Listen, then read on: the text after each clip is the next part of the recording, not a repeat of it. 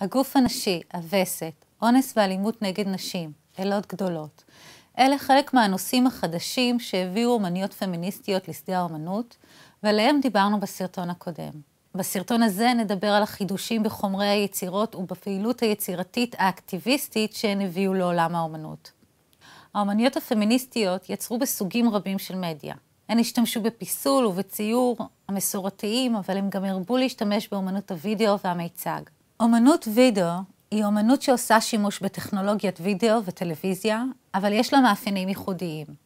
בדרך כלל מדובר ביצירות קצרות, חסרות עלילה במובן המקובל, והדגש מושם על הקומפוזיציה, הצבעים והצורות. ההתרחשות בדרך כלל מחזורית, הסרט חוזר על עצמו שוב ושוב, ומתאר מצב מתמשך של רגש או מחשבה. המיצג, פרפורמנס באנגלית, הוא מופע בדרך כלל מול קהל, שמשלב את גוף האומן או אומנית עם תחומי אומנות שונים ואביזרים. ביצועי המופע יכולים להיות כתובים מראש או ספונטניים. המיצג יכול להתקיים בכל מקום, בכל זמן ובמשך כל זמן, משניות אחדות ועד ימים שלמים. המופע מתאפיין הרבה פעמים בשיתוף פעולה עם הקהל. מה שנשאר לרוב מהמיצג הוא התיעוד שלו בווידאו ובסטילס. עבור האומניות הפמיניסטיות, הווידאו והמיצג היו צורות ביטוי מושכות וחשובות במיוחד, מפני שהן היו תחום חדש יחסית בתולדות האומנות, והן עוד לא התבססו תחת שליטה גברית. הן התפסו כטריטוריות חופשיות שנשים יכלו לאמץ. והדבר החשוב ביותר הוא שבשתי צורות האומנות האלה יכלו האומניות להציג את עצמן ולהעניק תוכן חדש לגוף האישה. לצד אימוץ צורות האומנות החדשות של הווידאו והמיצג, האומנות הפמיניסטית השתמשה גם במלאכות מסורתיות. למעשה, אחד החידושים המקוריים שהביאה איתה האומנות הפמיניסטית היה הכנסת עבודות היד ועבודות עיטוריות לתוך האומנות הגבוהה. במשך הדורות נשים רקמו, תפרו וקיירו, אבל העבודות שלהן נחשבו מלאכות יד, אומנות נשית ולכן גם אומנות נחותה, עממית. בייחוד מאז תקופת הרנסאנס, שבה התבססו הציור, הפיסול והאדריכלות כצורות החשובות והגבוהות של האומנות. בשנות ה-70, אומניות אמריקאיות כמו מרים שפירו החלו לכתוב על עבודות המחט וההריגה ולהשתמש בהן כדי ליצור שפה אסתטית ייחודית. שפירו הייתה גם מהחברות הבולטות בתנועת הדגם והעיטור שקמה בקליפורניה בשנת 1969.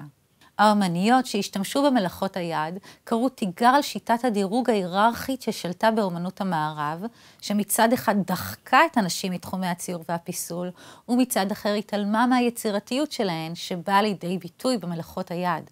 האומניות הפמיניסטיות השתמשו במלאכות האלה כדי לספר את ההיסטוריה של הנשים, להתחבר אליהן מבחינה אומנותית ולכבד אותן. בואו נראה כמה דוגמאות. בשנת 1973 יצרה הרמוני המונד את היצירה עבודת רצפה, מעין שטיחון עגול שסרוג משיירי בד וסמרטוטים, שעליהם היא מרחה צבע אקריליק בוהק. היצירה שהוצגה על רצפת הגלריה חתרה תחת הערכים האומנותיים המקובלים ואופני הצפייה המקובלים באומנות.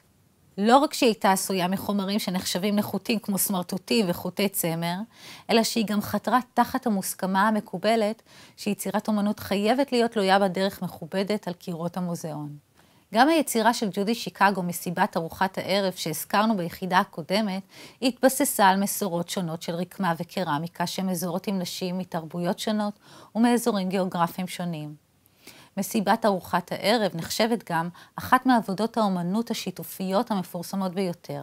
בהכנת העבודה לקחו חלק יותר מ-400 משתתפים, משלב המחקר המקיף, תהליכי עיבוד הנתונים, קבלת ההחלטות ועד ייצור העבודה עצמה. שיתופי הפעולה בין אומניות היה אחת מהאסטרטגיות החשובות שהן נקטו כדי להתמודד עם הסדר הגברי הישן בחברה בכלל ובעולם האומנות בפרט. זו הייתה אמירה פוליטית מוצהרת וחשובה על סולידריות וכוח, וגם התנגדות למיתוס של האמן הגאון שרווח באומנות המערבית מאז הרנסאנס, ושהתמקד באומן שיוצר לבדו בבדידות מזהרת. שיתופי פעולה פמיניסטיים היו הצהרה על הרוח הנשית. התיאורטיקנית מרי דלי בספרה מעבר לאלוהים האב, טענה שיש להילחם למען ביטול הדיכוי הגברי, אך מבלי לנטוש את הערכים שנחשבים מזוהים עם נשים, בהם אהבה, שיתופיות, שיתוף פעולה, טיפוח וחמלה, היא טענה שיישום העקרונות האלה יביא לחלחול הערכים הנשיים בחברה הרחבה, והם יהפכו בסופו של דבר לנחלת הכלל. רבות מהעבודות הפמיניסטיות של שנות ה-70 היו למעשה גם עבודות מחאה. בעקבות המהפכות החברתיות של שנות ה-60 בארצות הברית, הרבה מהאמניות הפמיניסטיות גילו מידה רבה של אקטיביזם. זאת אומרת, נקטו פעולה ממשית לשינוי. הן יצאו מתוך העבודות האמנות אל הקהל, אל הרחוב, אל המרחב הציבורי. לדוגמה, המיצג פעולה האלה המצרי דיאנה, שהתקיים באזור המסעדות בלוס אנג'לס על ידי קבוצת אומניות. במהלך ארוחת הערב, הן הגישו לסועדים המופתעים את הארוחות כשהן לבושות במדים מרובי שדיים עשויים מלטקס. הן הסבירו להם שהמלצריות משתכרות מתחת לשכר מינימום, גם כשהן עובדות במשמרות ממושכות מאוד. הכוונה הייתה להראות שכיום, בתקופה המודרנית, האישה שבעבר הייתה מזוהה עם האלה דיאנה, שמעניקה שפע וטוב ומזינה את המין האנושי, מדולדלת מכוחה ומנוצלת. היוצרות ביקשו למחות נגד השכר הנמוך של נשים ותנאי העסקה שלהן בעבודות שנחשבות נחותות, ושאין בהן חוקי עבודה מוסדרים והוגנים, וגם נגד היותן חשופות לאלימות מינית ומילולית במהלך העבודה. אומניות פמיניסטיות אחרות הצטרפו לפעולות המחאה של התנועה לזכויות האזרח והתנועה נגד מלחמת וייטנאם. אחת מהיוצרות הבולטות ביותר בזרם הזה היא ננסי ספרו, עם סדרת המלחמה שלה, שהיא אחת מהיצירות המפורסמות והחזקות ביותר שמגנות את רעיון המלחמה לצד העבודות של פיקאסו וגויה. הסדרה של ספרו כללה ציורים שבהם מופיעים דימויים רזים, עמוסים בסמלים פאליים, לצד פצצות מתפוצצות ומסוקים. אלה סמלים שמדגישים שהכוח נמצא אצל הגברים, ואילו הנשים הן הקורבנות של הכוח הזה. עבודות מחאה נוספות היו עבודות שעסקו בגילויי גזענות, שנעשו בעיקר על ידי נשים ממוצא אפרו-אמריקאי. בטי סער נמנתה עם הבולטות שבקבוצה הזו, ויצרה עבודות שנוגעות בדיכוי הגזעי של הנשים האפרו-אמריקאיות על רקע המאבק לזכויות השחורים בארצות הברית בשנות ה-60 וה-70. העבודה המפורסמת ביותר שלה היא האסמבלאז' ששמו השחרור של הדודה ג'מיימה. אסמבלאז' הוא יצירת אומנות תלת-ממדית עשויה מחומרים שונים. הרקע של העבודה הוא דימוי של אישה שחורה מחייכת, שלקוחה מפרסומת מותג המזון הידוע דודה ג'מיימה, שהצרכנים שלה בתקופתה של סער היו בעיקר בני המעמד הבינוני הלבן מהפרברים. בחזית היצירה יש בובה של אישה שחורה גדולה, שמחזיקה מטאטא ואוחזת בציור של אישה שחורה שבחיקת תינוק לבן. כל הדימוי הזה מזכיר את ימי העבדות, שבהם נשים שחורות שימשו שפחות שטיפלו במשפחות של אדונים לבנים, ובמקביל הוא מזכיר את מצבם של נשים שחורות בארצות הברית, שעבדו בעבודות משק הבית אצל משפחות לבנות, גם בתקופתה של סער.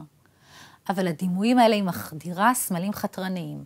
בקדמת הציור מתנוסס אגרוף שחור קמוץ, שהוא הסמל הידוע של תנועת הכוח השחור.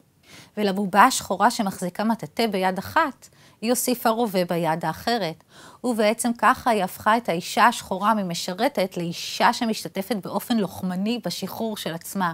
דודה ג'מיימה נהפכה מדמות פסיבית ביתית לסמל של כוח שחור. היא שחררה את עצמה גם מההיסטוריה של הדיכוי הלבן, וגם מהתפקידים המגדריים המסורתיים.